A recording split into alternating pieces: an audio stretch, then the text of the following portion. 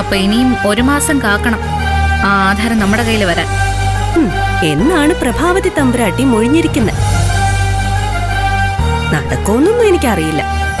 ഒരു 50-50 ചാൻസാ. ചിലപ്പോ നടക്കാം, നടക്കാതിരിക്കാം. നടക്കാനാ സാധ്യത കൂടുതൽ.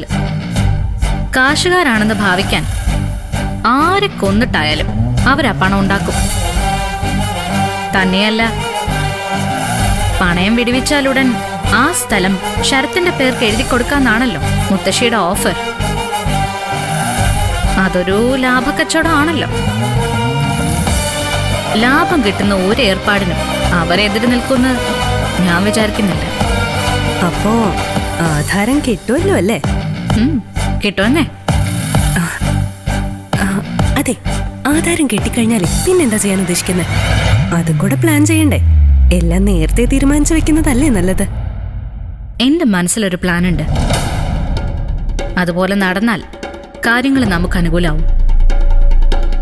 നമ്മള് ശരത്തിനെയും അവന്റെ അമ്മയും പറ്റിച്ചു എന്നുള്ള തോന്നല് ഒരിക്കലും അവനുണ്ടാവരുത്.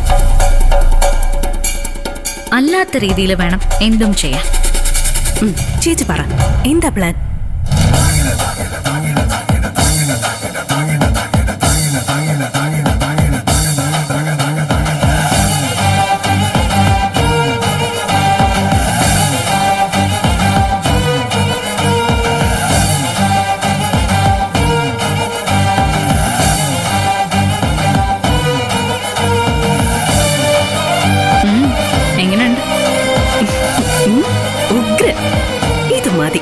ഇതില് ആ ശരത്ത് വീഴും.